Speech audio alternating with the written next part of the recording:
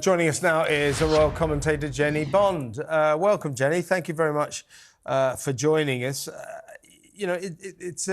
think we're into a happier period now. Kate fantastically cleared the air on Friday. Now we know exactly what was going on throughout this sometimes mysterious saga.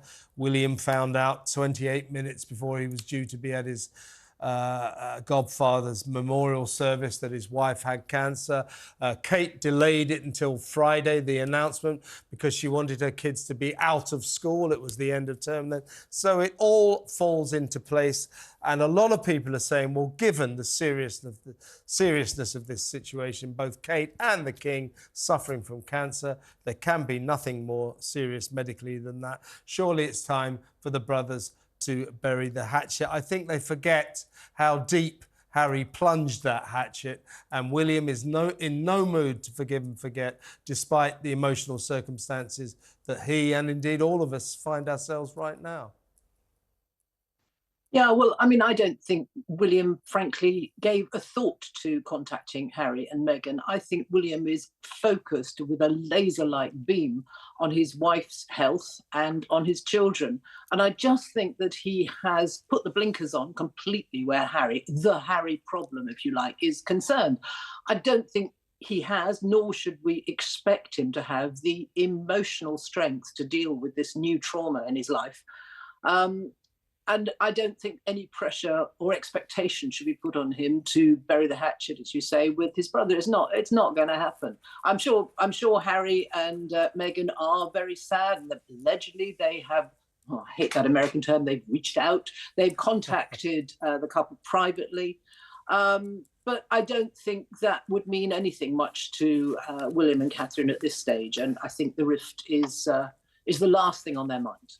Incredibly tough and challenging times for the royal family. I mean, just winding the clock back about 6 months ago, it was a very different picture. We had William and Kate all over the place. The only sort of issues coming in were those from the Montechitos across the pond.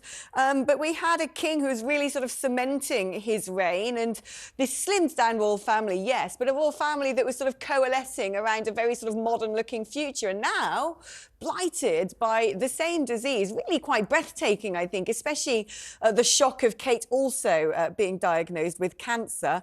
Where do the royal family go from here? Yeah, I mean, they must be reeling with the shock. Both of them extraordinarily going into hospital to have operations, and both of them coming out thinking that had been successful. Both of them then finding out actually they have cancer. Yes, the royal family is looking a bit threadbare, but I think they from here will go on just trying to recover and pull themselves together. The other members of the family will step up and do as many engagements as possible. And actually, I suppose a plus is that we will learn a little bit more about the minor royals, if you like it. More light will be shone on the work, the very good work that they do, the Gloucesters, the Edinburghs, and we'll probably take up our acres of space looking at them. I remember back when after Diana died, I said to the BBC, look, we've still got a working princess, you know. We have one who works very hard. Let's follow Princess Anne, Princess Royal around. And I went off to Africa with her. And so there is that opportunity. The family are still out there working, but we're going to have to get used to the fact that there are fewer of them, that not all organisations and charities will get a royal visit. And that's just the way it's going to be for the foreseeable future, even when the King and Catherine are back. They are quite sparse on the ground now. Jennie, we're learning, of course, as we discussed earlier, that this feud between William and Harry remains pretty arctic. No chance of a thaw anytime soon, if ever. But on the plus side, we've learned of this sort of closer and closer relationship between Kate and Charles, obviously in their circumstances, both battling cancer. It's not like they weren't close before, but they've become very, very close. And I just loved these stories that emerged at the weekend when they were both in the London clinic, in fact, finding out that they had cancer. This sort of image of Charles tiptoeing through the corridors in his medical gown, you know, hoping not to be spotted by matron, making his way to Kate's room for these sort of late night discussions. I mean, that is a positive thing that's emerged from this. And it's just fascinating and kind of heartwarming to learn that in these circumstances, they're probably the same as the rest of us, really. Well, Charles is a very emotional and sentimental man, and I think he has been rendered very, very sad by what's happened to, he calls her his beloved daughter-in-law. And yes, the idea of his toddling was the word that was used, toddling down the corridor to see Catherine. It's kind of cute, isn't it? And then he was aware, obviously, of her diagnosis. For the rest of us, he was aware that she was going to make this very emotional, dignified public broadcast. And he met her the day after. She'd recorded it to have lunch. He asked her to lunch at Windsor Castle, just the two of them. And they must have had so much to talk about and be such solace to one another. I'm sure they discussed the basic medical details of how they were both coping with chemotherapy. But that must be very comforting for them. And they are immensely close. And he is immensely proud of her. And in all this, actually, I think we're rather forgetting poor old King. He has his own struggle here with cancer. We don't know what kind it is. We don't know how serious it is. But, I mean, he's letting us see him out and about, albeit through a car window or whatever. But he is much more visible. And therefore, I think probably we think he's OK. And I very much hope he's going to be OK. And all the signs are he is going to be OK. But he too deserves our thoughts and sympathy. An extremely interesting testing time as well for the royal family in the light of what we've seen over the last couple of months when it comes to conspiracy theories. I mean, conspiracy theories have always existed. Who shot JFK? What happened to Marilyn Monroe? But we live in a 21st century globalised marketplace of information, a lot of which is just drummed up nonsense hyperbole. But it's something I think that the royal family are going to have to potentially take more notice of and learn how to operate within and alongside.